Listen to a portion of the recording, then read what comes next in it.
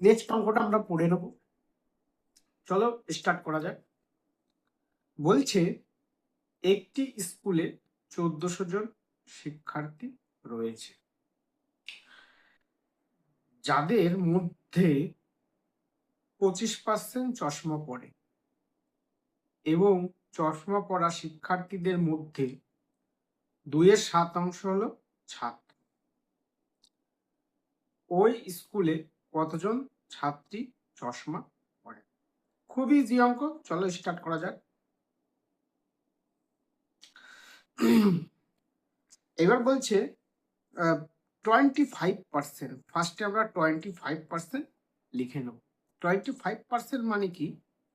1/4। 1/4 কেন লিখলাম? 25% মানে 25/100, কাটাকাটি করলে উপরে 1 নিচে 4। এবার বলেছে এত অংশ চশমা পরে। টোটাল ছাত্র কত, মানে টোটাল শিক্ষার্থী কত আছে? 1400। বলছে 1400 25%, 1400 25% মানে 1/4 ইন্টু করে দিলাম।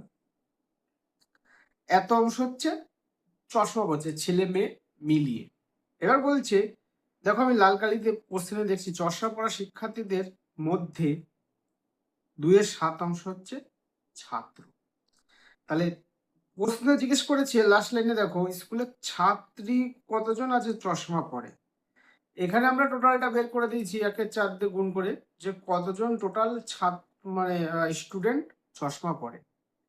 কোশ্চেনে বলে দেওয়া আছে 2/7 হচ্ছে ছাত্র চশমা পরে।